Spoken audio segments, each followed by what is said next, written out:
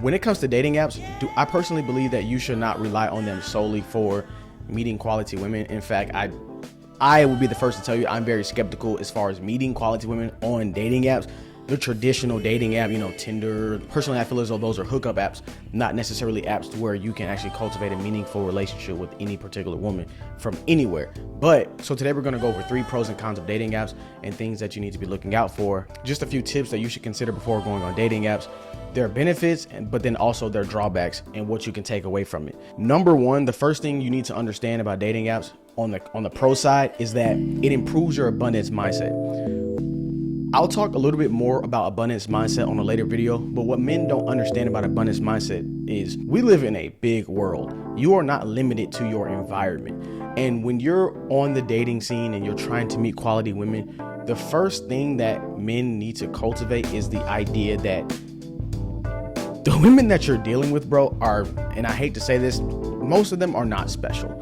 And the reason why men stay in these toxic relationships, the reason why men feel like they can't move, they can't pivot, the reason why men get depressed and feel like they're limited to their environment is because they feel like women that are coming into their lives are just these special snowflakes that they're never going to be able to find again. We live in a big world. There are women of all different culture, ages, races. It doesn't matter. There's something for everybody. You have to realize that you're not stuck in a relationship. You're not stuck with women that you're used to. You're not stuck in your community. There are places to where you can go to find women who think like you, who share the same value system like you. Your abundance mindset is important. And we're going to talk about that a little bit later, but we're going to go right on to the next one. So we're going to switch back and forth from pros and cons. So the first con is most men are not objectively attractive to women. That's the first con. And that is also why you should not overly rely on dating apps to actually meet women. What I mean by that is typically when people are going on a dating app, they're looking for a specific archetype. They're looking for a specific appearance, and most men do not have that appearance. That is something that you have to understand, and that's something that you have to be realistic about going into dating apps. Most women are not attracted to most men. That's just the reality. Unless you're just, when it comes to these hookup apps, when it comes to looking for, the perfect whatever, there is a specific build, a specific height, a specific facial structure, a specific complexion. All of these things are being factored in when it comes to these dating apps, and most men just don't have that. And so not only are you dealing with the fact that majority of people on these apps are other men, and so you're automatically at a disadvantage because the selection pool for men on these apps is a little bit higher.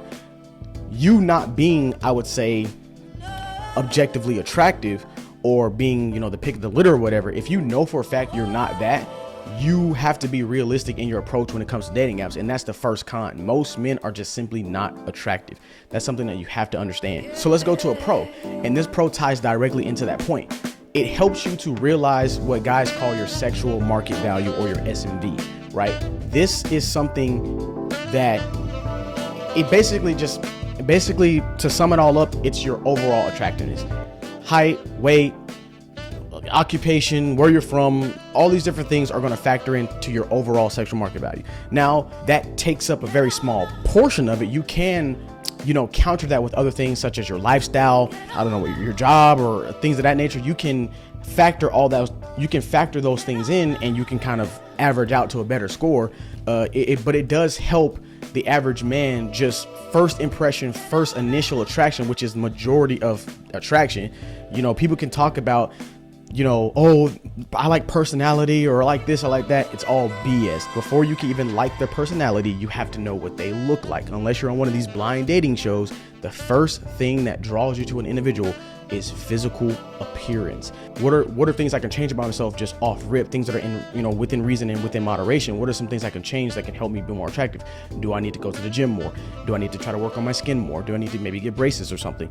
These are things that you can help, kind of change that first appearance, first impression, which is probably 90% of all interaction.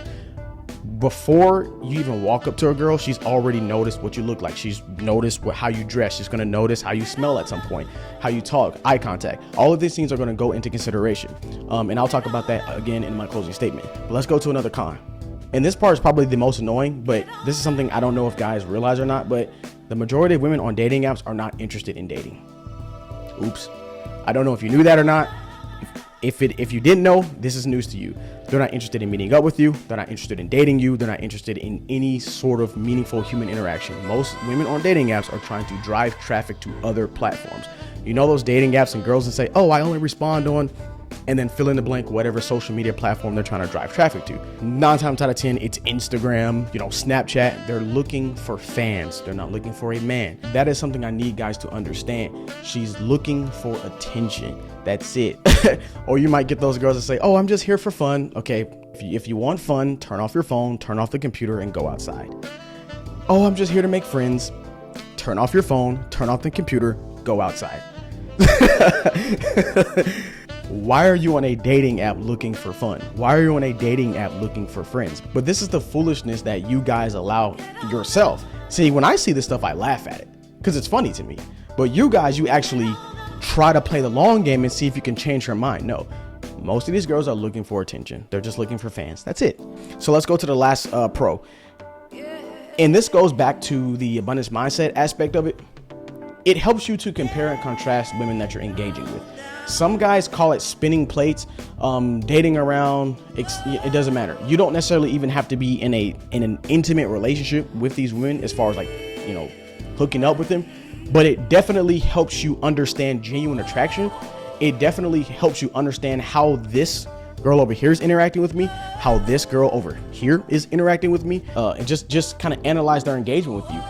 One thing that you should always be looking for as a man when it comes to dealing with a woman is you have to understand, is he genuinely attracted to me or not?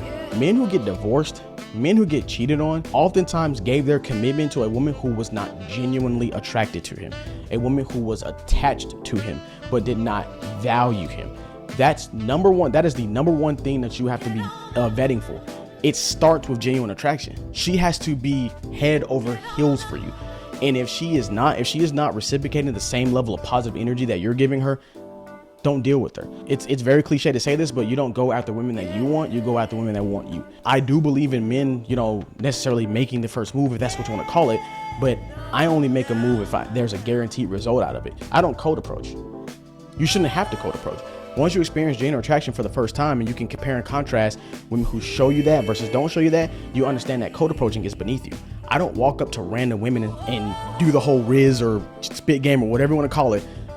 If there's no genuine attraction established from the beginning, I just don't do that. When it comes to the quality of interaction that you receive from women that you're dealing with, it's always going to be 10 times better if she's really digging you.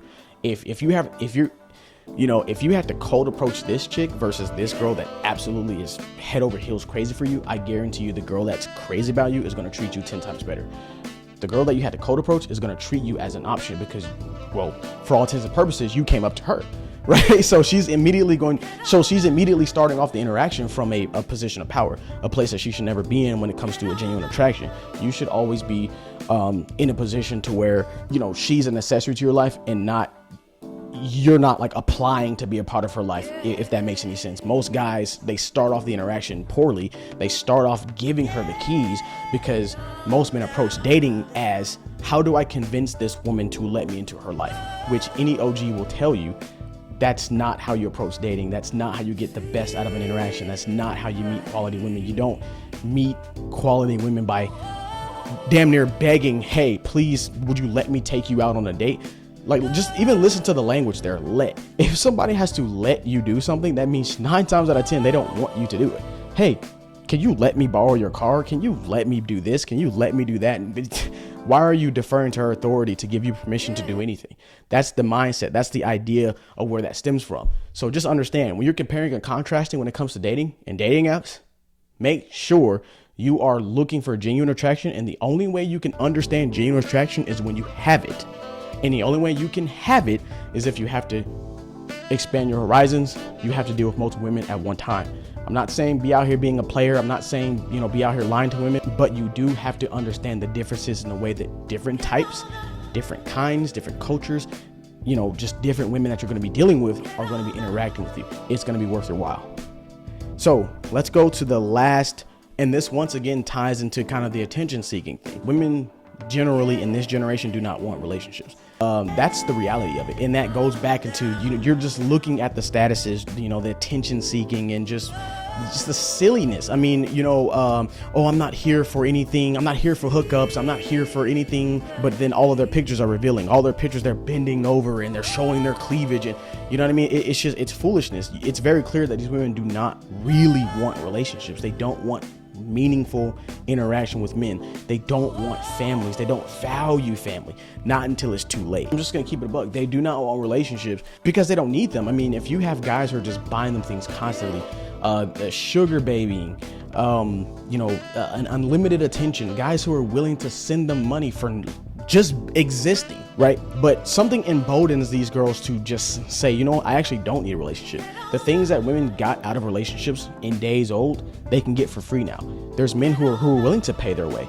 There's men who are willing to pay for their school. They can just download seeking arrangements, and there's some loser that will send her $600 a week for nothing, for existing, right?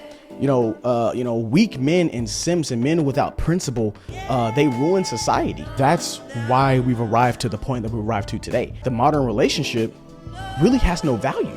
It just, in a world where everything that she can get in one, she can get without one. Why would she? Women are being conditioned to utilize her youth, utilize her beauty, make a career out of it, download OnlyFans, download a premium Snapchat, and weaponize that, right? Whereas in the beginning, you use your beauty and you utilize your youth to find a stable man and stay with the man for the rest of your lives. And you guys run off to the sunset happily ever after with your kids and your grandkids, and that was it.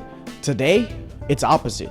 Use up my youth, use up my beauty, get money, get resources, have as much fun as possible, destroy myself as possible, and then when I want a relationship, find a man who doesn't understand that I don't deserve one, but it's going to give me one anyway. That is what has happened. In the solution aspect of it, I want men to understand three major points. Do not over rely on dating apps. When I talked about SMV, sexual market value, and how that factors in, and most women are looking for, objectively attractive men, don't let that discourage you into thinking that you're just never going to meet a girl. The beauty of being a man is you can mitigate that with so many other different things. Question number 2, try to meet women organically. And what I mean by that is, like, in person. It's important for you to have that face-to-face interaction. It's important for you to build confidence, especially things like little subtle things like eye contact. And then number 3, travel. You have to move around. You have to meet women from different culture and different places. Do not feel like you're limited to this. Do not feel like you're limited to your immediate surroundings. There are plenty of women from various different cultures who, if you're, my complexion, they're not used to. They don't actually see you every single day. And so, or if you're not even my complexion and you're American or you're Western, there's a lot of women who've never met a man from the West. It would behoove you to go into these places, man, and just immerse yourself in the culture and just learn different things. Pick up a second language. You can always branch out and, expand your horizons without the fear of feeling like you're not good enough, or you don't look good enough, or you're not getting enough matches, or women don't find me attractive, or I'm too short, or I'm too this, I'm too that. The defeatist mindset that you have to break. Until next time, I will cover more topics like this, especially now that we're approaching kind of a different change in social media. There's a lot of different topics I want to discuss, so stay tuned, and I'll see you on the next one. Get on up.